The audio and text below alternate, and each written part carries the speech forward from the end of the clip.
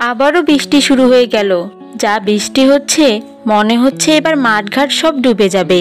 সে কি মা, সব যদি ডুবে যায় তাহলে আমরা থাকবো কোথায়? আমিও তো সেটাই ভাবছি মা। এমনিতেই আমরা যেখানে থাকি সেটা অনেক নিচু জায়গা। তাহলে কি আমরা ডুবে যাব মা? জানি না মা। আর দেখ, তোর বাবা এখনো বাড়ি ফিরলো না। যাই, আমি এখন রান্না বান্না সেরে নেই। বাড়ি এসে সে তো আবার খাবার চাইবে।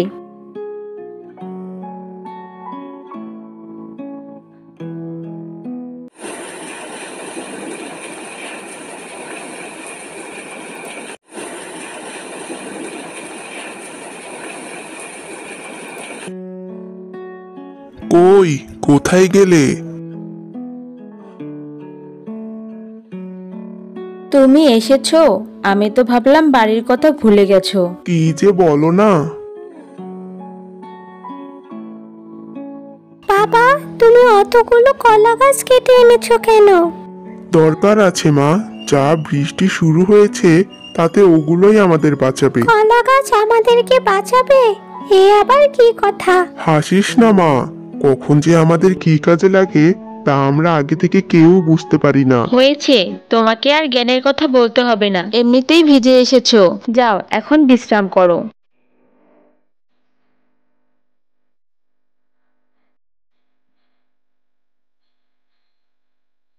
বউ, ও বউ, কোথায় গেলে?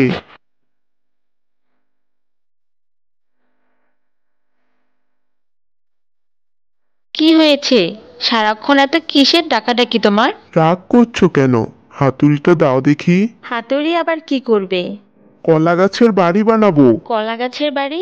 এমন বাড়ির নাম তো বাপের জন্মেও শুনিনি। শোনোনি তো কি হয়েছে, এবার শুধু শুনবে না, দেখবেও। আবার এমন কিছু করো না যেন সবাই তোমাকে পাগল বলে ডাকে।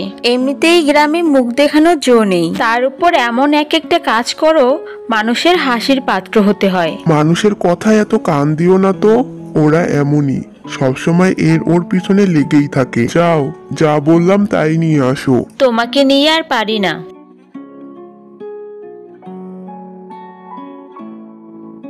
রফিক তার কলা গাছের বাড়ি বানাতে লাগলো। তখনই তার প্রতিবেশী রহিম সেখানে চলে আসে। কি কবির ভাই, এত মনোযোগ দিয়ে কি করছো? এই তো ভাই, ভবিষ্যতের জন্য কাজ করছি। ভবিষ্যতের জন্য কাজ? হ্যাঁ ভাই, ভবিষ্যতের কথা ভাবাই তো জ্ঞানীর কাজ, তাই না? তা তো ঠিকই, কিন্তু এই কলা গাছ দিয়ে তুমি ভবিষ্যতে কি কাজ করছো শুনি? শুনে আমিও একটু জ্ঞানী হই। কি করব ভাই, কলা গাছ দিয়ে একটা বাড়ি বানানোর চেষ্টা করছি। হা হা হা, সত্যি ভাই, হাসালে তুমি। এই নাকি তোমার ভবিষ্যতের কাজ? কলা গাছের বাড়ির কথা তো আমি জীবনেও শুনিনি। তাই এই বাড়ি দিয়ে তুমি কি করবে শুনি? হেসো না, হেসো না, কে বলতে পারে, হয়তো একদিন তোমাকে আমার কাছে সাহায্য চাইতে হতে পারে। না ভাই, আমার জীবনে এত খারাপ দিন কখনোই আসবে না। এবার বলো তো, এই বাড়ি দিয়ে তুমি কি করবে? বাড়ি দিয়ে আবার কি করব? বাড়িতে থাকবো। সত্যি ভাই, এমনিতে তো আর কেউ তোমাকে পাগল বলে না। তোমার এসব কাজকর্ম দেখেই তো তোমাকে সবাই পাগল বলে। খেয়ে দেয়ে কাজ না থাকলে মানুষ এমনই করে। যাই হোক, আমার কাজ আছে, আমি চললাম। রহিম হাসতে হাসতে সেখান থেকে চলে যায়। কিন্তু রফিক সেদিকে মন না দিয়ে তার কাজ করতে থাকে।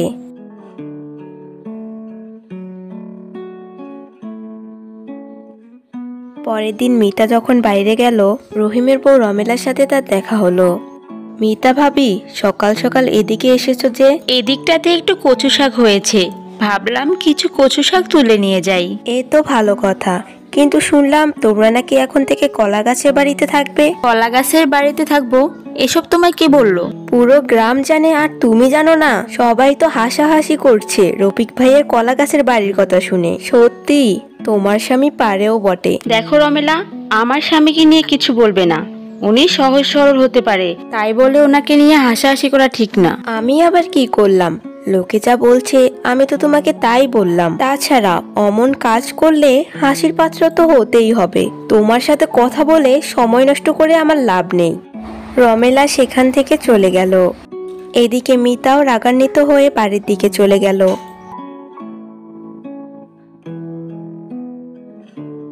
আর থাকবো না এ বাড়িতে। দিন দিন এই লোকটার পাগলামি যেন বেড়েই চলেছে। এ কি হয়েছে তোমার? সকাল সকাল এমন চেঁচামেচি করছো কেন? চেঁচামেচি করবো না তো কি করব? সবার মতো আমিও তোমাকে নিয়ে হাসবো। আশ্চর্য, আমাকে নিয়ে হাসবে কেন? আমি আবার কি করলাম? কেন জানো না কি করেছো? সারা গ্রাম তো রাজ্য হয়ে গেছে। তুমি নাকি কলা গাছের বাড়ি বানাচ্ছ, আর এখন থেকে ওই বাড়িতে নাকি থাকবে। এতে আবার হাসির কি আছে? দেখো বউ, যা করছি আমাদের ভালোর জন্যই করছি। আমার এত ভালো দেখে কাজ নেই, কালই আমি বাপের বাড়ি চলে যাব।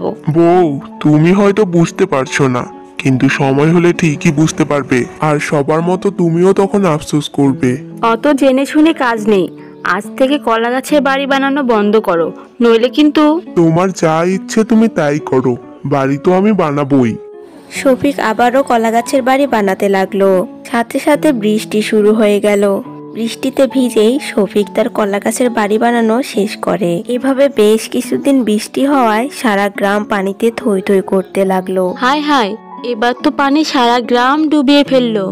এবার আমরা কোথায় যাব? বাড়িতেও তো অনেক পানি ঢুকে গেছে। চিন্তা করো না, আমাদের তো কলা গাছের বাড়ি আছেই, সাদে তো আর ওটা বানাইনি। সত্যি আমরা কলা গাছের বাড়িতে থাকবো? হ্যাঁ মা, তোর মা রাজি হলে তবেই উঠবো। কি কিছু বলছো না যে? না মানে? হয়েছে, তোমাকে আর লজ্জা পেতে হবে না, এই ঘরে আর কিছুতেই থাকা সম্ভব না। চলো আমরা কলা গাছের বাড়িতে গিয়ে উঠি। এরপর রফিক তার বউ এবং বাচ্চাকে নিয়ে কলা গাছের বাড়িতে গিয়ে ওঠে। অন্যদিকে গ্রামবাসী বন্যার প্রকোপে নষ্ট হয়ে গেল। এই কি যন্ত্রণায় পড়লাম! এই বন্যার পানি যে এখন ঘরে ঢুকে গেছে। কিছু বলছো না যে? এখন কি বন্যার পানিতে ডুবে মরবো? এমন বাজে কথা বলছো কেন? সারা গ্রামেই তো একই অবস্থা। দেখো না, আর একটা দিন বৃষ্টি ঠিক কমে যাবে। এই বৃষ্টি কমার না, কাল তো দেখলাম অনেকেই ঘর ছেড়ে অন্য গ্রামে গিয়ে উঠছে। চলো আমরাও কটা দিন মায়ের বাড়িতে গিয়ে উঠি। কি যে বলো না, বাড়ি ঘর ছেড়ে অন্য কোথাও যাওয়া যায় নাকি? আমি দেখছি অন্য কিছু করা যায় কিনা।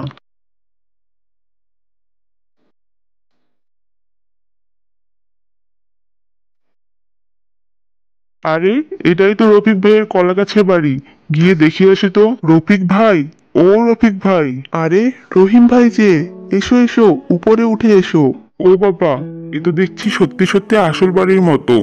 এখানে দেখছি সবাই আছে। হ্যাঁ রহিম ভাই, ভাগ্যিস আপনার ভাই বুদ্ধি করে ঘরটা বানিয়েছিল, তাই তো এই বন্যায় আমরা ভালোই আছি। এসেছেন যখন দুপুরের খাবারটা খেয়ে যাবেন। না ভাবি, বাড়িতে বউ আছে, ওকে রেখে কিভাবে খাই বলেন? আমি তাহলে আসি।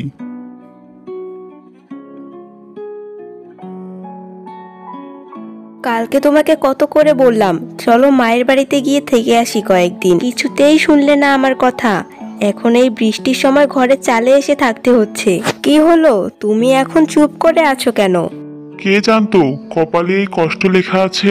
এখন উপরওয়ালার কাছে সাহায্য চাওয়া ছাড়া আমাদের আর কিচ্ছু করার নেই। এমন সময় রফিক তার কলা গাছের বাড়ি নিয়ে সেখানে চলে আসে। রহিম ভাই, ও রহিম ভাই, তাড়াতাড়ি ভাবিকে নিয়ে আমাদের ঘরে উঠে আসুন।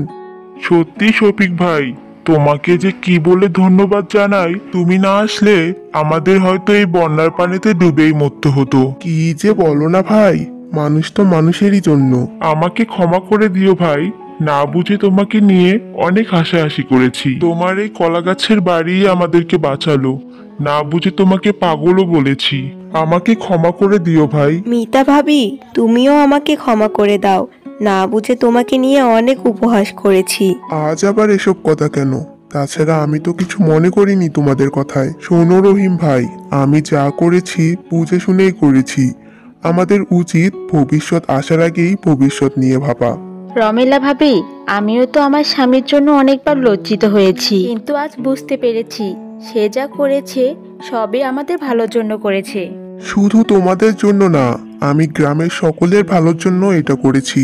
তাই তো আজ আমরা গ্রামের সকলকে বন্যা থেকে উদ্ধার করব। চলো আমরা সবাই আমাদের কাজে লেগে পড়ি, আজই সবাইকে উদ্ধার করতে হবে। কি পারবে তো? পারবো না কেন, অবশ্যই পারবো। এরপর রফিক তার কলা গাছের বাড়ি নিয়ে গ্রামের সকলকে উদ্ধার করতে যায়।